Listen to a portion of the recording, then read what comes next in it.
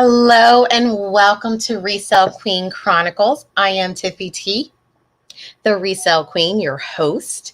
And what you are watching or listening to today is, I want to call this a bonus episode. And the reason why it's a bonus episode is because originally I was not going to do a podcast or a broadcast over the holiday season.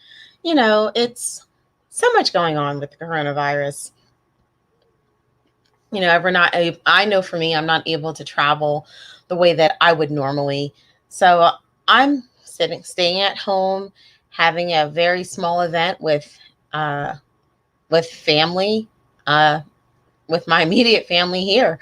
So I normally would not really be available to do something like this, but I decided to have what I'm going to call, like I said, a bonus episode. And if you've been following anything that I've talked about this week on social media, there was an article that came out a couple days ago that talked about Amazon and one of the court battles that Amazon is going through. And it got me to thinking about what is the liability that we as third-party sellers may have when it comes to what we sell, and if it's defective, counterfeit, those type of things. And how much support is Amazon or eBay going to provide us if that happens?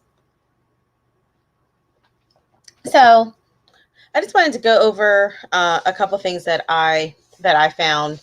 The article in reference that I was referencing was an article. Let me pull it up here because I've been down the rabbit hole all day reading and researching this stuff. Now, full disclosure, I am not a lawyer. I do not play one on TV. However, I did go to school to be a paralegal. So what that means is that I can read case law and I kind of understand a little bit of what's going on, and I can look up laws in legal journals and interpret them. I've never worked, well, I can't say I've never worked in that capacity, but I can say I did not follow a professional career in the capacity of being a paralegal. The reason why, after I, did everything and started to look in that profession, that's when I found out, that's when I found out that, this wasn't going to work for a single mom, because the hours that you would have to take in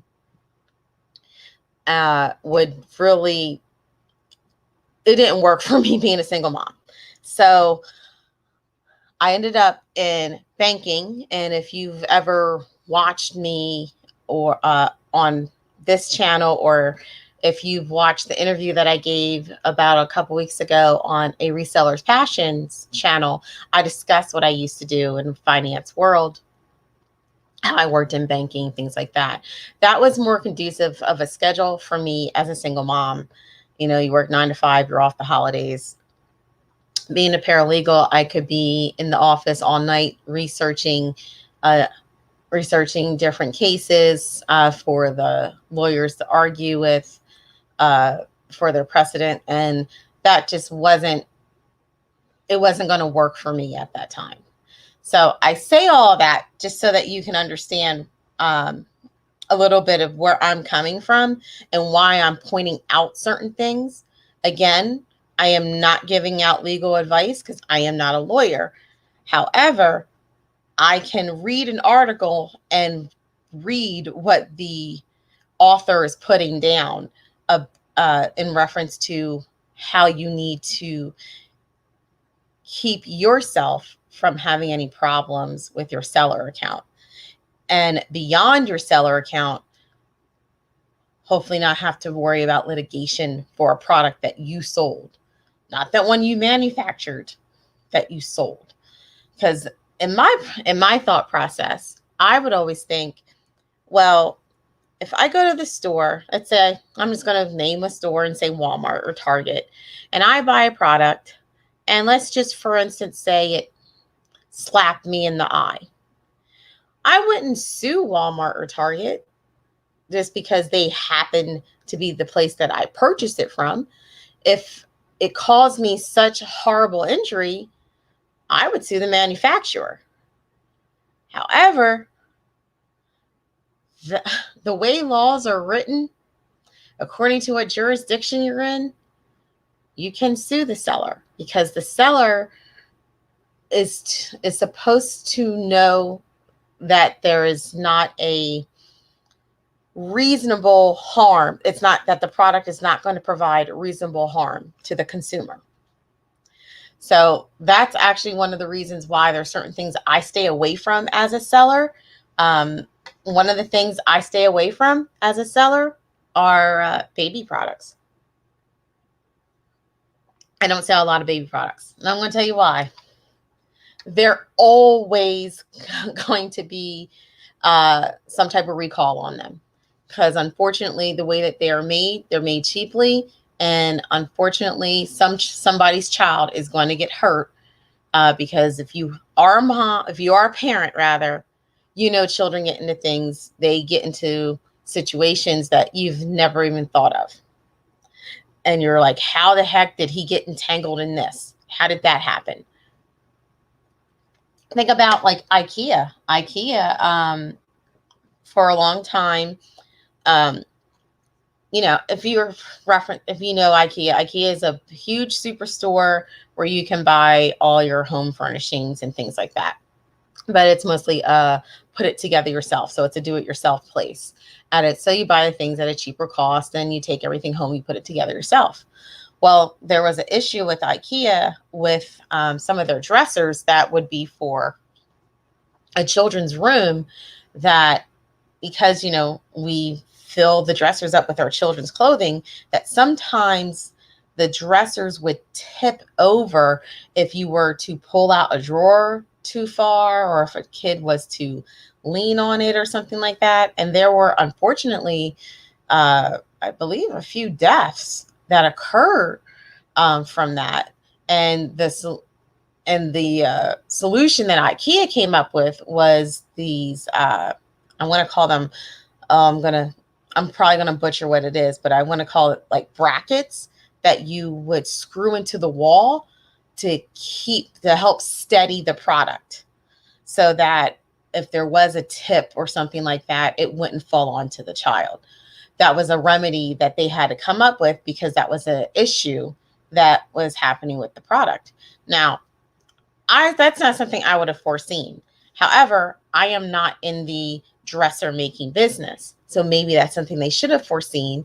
But those are the type of things that I'm referencing. I'm not talking about, I went to a fast food place and they gave me hot coffee and it burned me. Things like that. You know what I'm saying?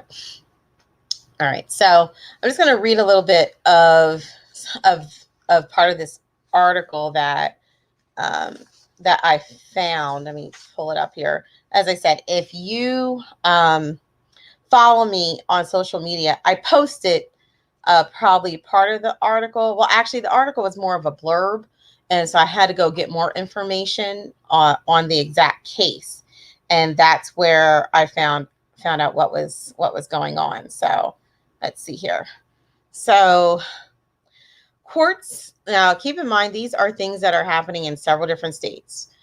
So there are courts in California, Pennsylvania, New York, New Jersey.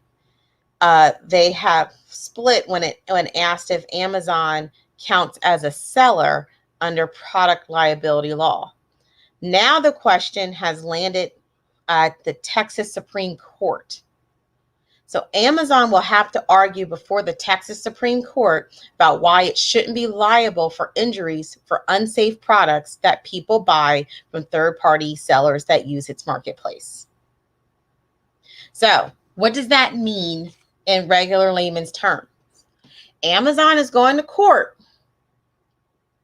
to tell the court, look, these people that are on our website selling stuff, we're just the middleman. Something happens, that's not on us. you need to go after that third-party seller or go after the manufacturer. Now, if my memory serves me right, or if you've been around for a while, you probably remember a product that was like a Christmas hit a few years ago called hoverboards. Now, hoverboards, if you were a reseller, hoverboards was paying people's mortgages and buying new cars because of how cheap you could get them and how expensive they were to purchase through the third party. I should say how much of a profit, how much of a profit they made for sellers. Well, because of how they were manufactured, some of them, I would say, if I'm right, I think they literally caught on fire. Literally caught on fire. So think about this. Little Johnny's getting a present for Christmas. He wanted a hoverboard. And little Johnny is out playing outside, because I don't believe it's something you should do inside. Are they actually, Dan, are you allowed to play those inside? If you got enough room. Okay. No, I'm trying to remember. Of course, if you're wondering who I'm talking to, if you follow me, you know, I just talk to my husband across the room like I always do, because that's what I do. You got like an open basement or something like that. Okay. So if you have a good open space in your house, then yes, you could do it in your house. But most likely, would you go outside or? Probably outside. Probably more outside. I think, yeah. Driveway, something like that. However, think about it. If you're in your basement of your house, you know, where your water heater is, your furnace, you know, things like that, and your kid's playing around with his hoverboard and it literally sets on fire. Think about what that, just think about that. So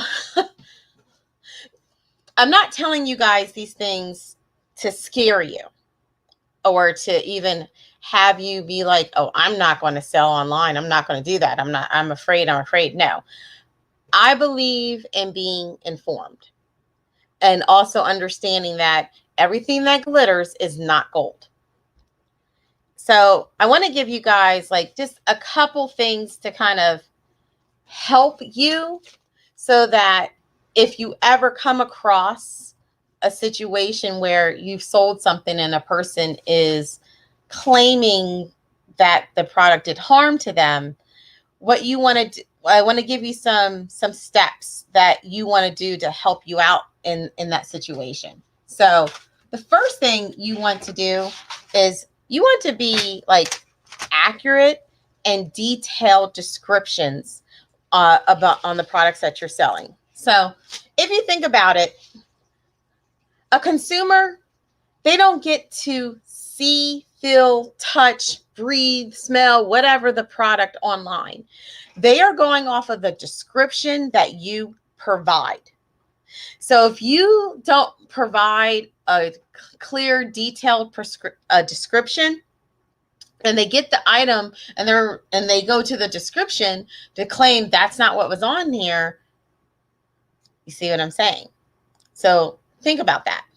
And then you want to take the time and effort to include a terms and conditions section about the product.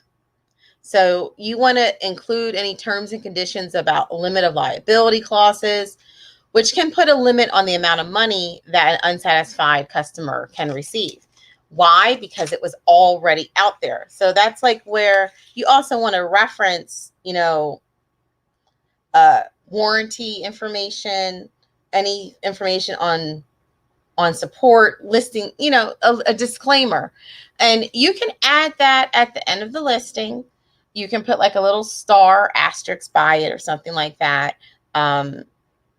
Those are things that we do. If for some reason, let's say like you get a product and you start searching online and you start seeing some people are saying this happened, that happened, and you're like, oh, I don't feel like dealing with that. Don't sell it on a marketplace, sell it on Facebook, sell it on Craigslist. You get what I'm saying? If there's a question of something like that, don't put yourself in a predicament where you're liable, for something that you're like, I don't know why I'm liable for this. I didn't make it. So if when you are getting a product, research it a little bit. And also keep in mind, for the people that like to do private label, you are essentially the manufacturer and the seller. So it's all on you if something goes wrong. That's why you want to test your product. You want to be selective of the categories that you sell in. I know at one point, I was all about kitchen appliances and kitchen stuff. I stopped doing all that type of stuff. One, it was getting a little too expensive to manufacture for some things. But number two, I didn't want to be liable if someone cut or sliced something, slice their finger off and they're saying, oh, it shouldn't have been that sharp or something like that. I don't feel like being liable for that. That's a human error, possibly. I don't want to be liable for that. So you want to keep those things in mind. Again, I don't want to scare you off from doing online reselling, but you have to be conscious of things that happen, because I don't want a person to start sourcing and start selling something, and then they see something that has a great profit margin, then they start seeing people say things bad about the product online, or read what people are saying about the product online. If they're saying something about harming their skin, catching on fire, something that you're like, okay, they're going to need to go to the doctors if this thing is really bad. Maybe selling it on a marketplace is not the best place for you to sell it, because you don't want that type of liability. Because right now, Amazon is in court fighting to make sure that they have no liability in it. And Amazon has way more money than you, has way more lawyers than you. So you will need to think about those things, and it's not something that you have to, analyze over, but it is something to think about.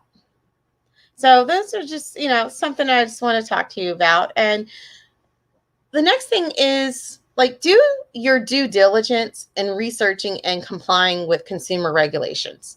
So what does that even mean? Okay, so familiarize yourself with consumer protection advisories, such as a choking hazard. That's why if you think about it, if you go through Amazon, you put in a listing and you're doing a toy, they always ask you what the recommended age is. And I've told people, don't make that age up. You go by what the product says. Don't think that, if you put ages 5 and up, when it says 12 and up, that's a good thing to do. Don't do that. That'll get you messed up. You want to see what the product has. If the product has for ages 12 and up, maybe put 13 and up. You understand what I mean? So you don't get yourself in a situation where the listing says, it says a 5-year-old could get it. And then next thing you know, they bought it for a 3-year-old when it's really for a 12-year-old. You understand what I mean? Because obviously a 12-year-old sense of maturity is going to be completely different than a 5-year-old's maturity when it comes to dealing with a toy. A 5-year-old's not going to put it in their mouth and choke on it. Excuse me. A 12-year-old's not going to put it in their mouth and choke on it.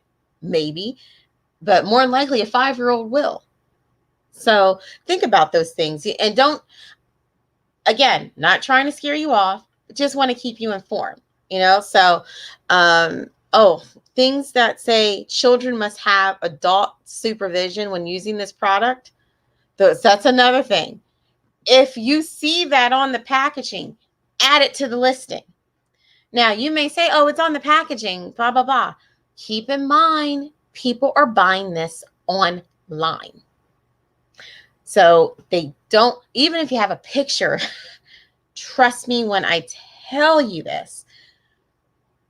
If they send something back, go through, and they go through whatever process they go through to say that there was a problem with your product.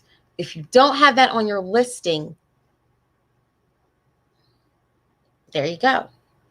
And then the next thing is, and I think I've talked about this in the past, but make sure that you're only dealing with like reputable vendors and suppliers. So you want to be wary of deals that are like too good to be true, or suppliers who charge way too low. Not saying that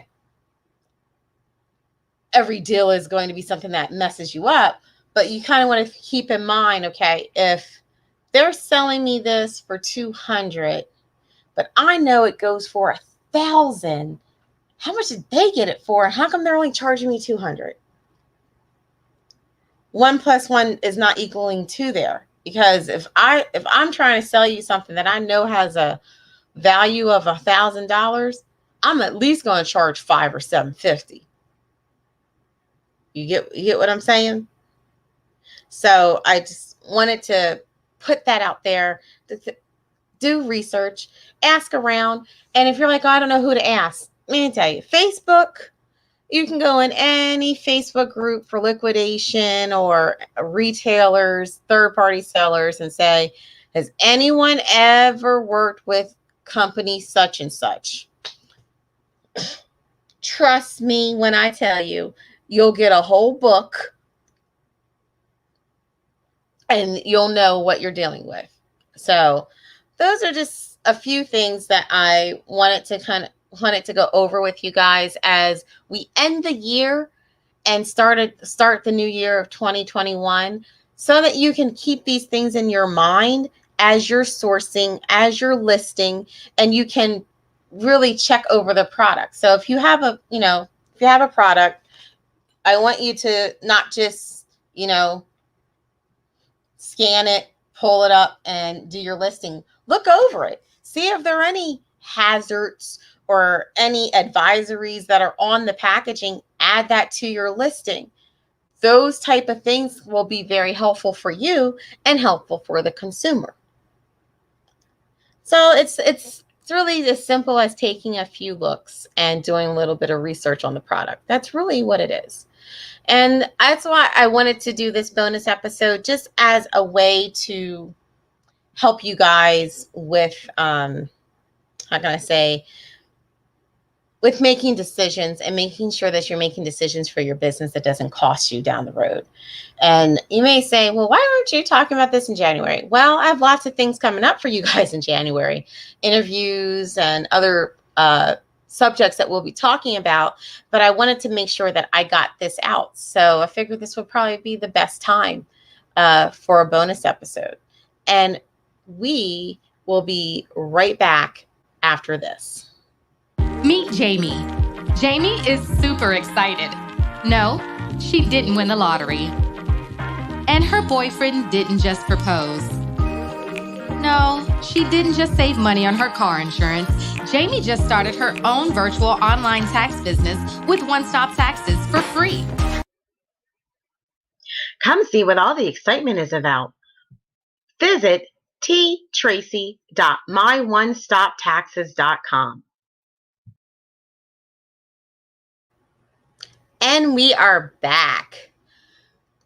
So it has been a bonus installment of the ResellQueen Chronicles. I hope this information was helpful for you guys. Everything that I talked about, you can find right on the internet. Do a quick search. There are also other things that are happening as well to keep in mind. There's a lawsuit that's just started with a consumer against eBay that is not about a defective product. It's about price gouging. And it has to do with, of course, the coronavirus. A person bought an N95. Well, they bought 2 N95 masks on eBay.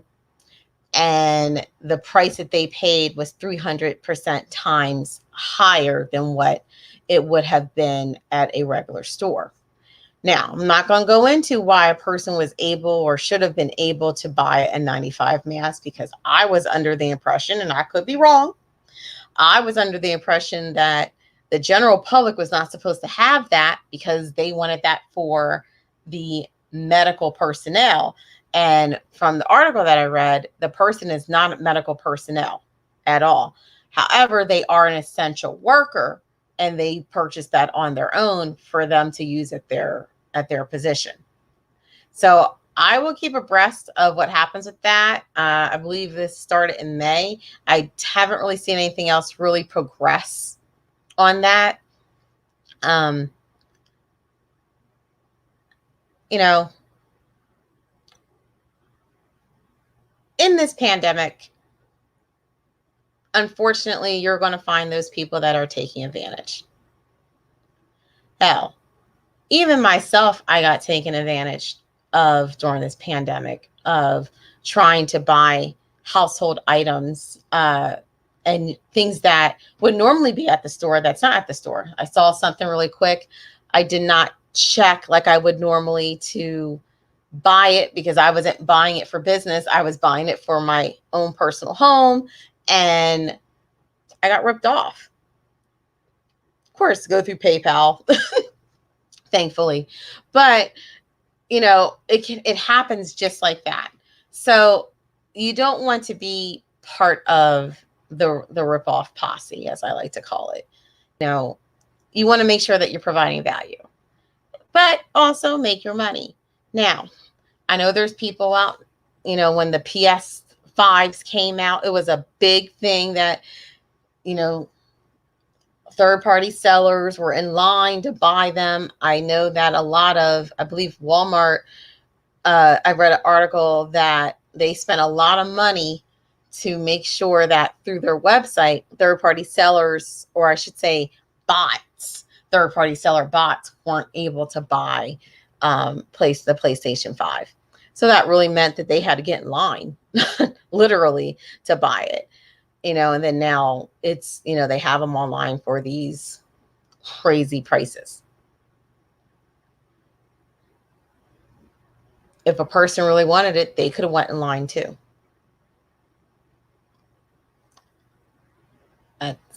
I'm just saying. However, we know in about 6 months or so, they're not going to be the same price, because I have no idea how that whole process works. I don't know if you buy a PS5, if the PS3 or PS4 or whatever numbers they are, if those games work on the PS5. Do you have to buy all new games? I don't know. So that's it's a hefty investment. I probably should have asked my kid. He would know. But thankfully, that's not something he asked for. He wasn't into that. He was fine with what he had, thankfully. But those are things to kind of keep in mind as we enter the new year.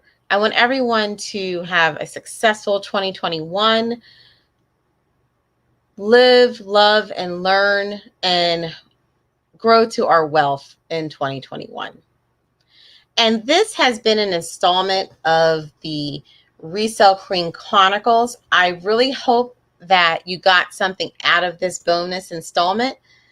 And I will be talking to you guys again in 2021. Bye.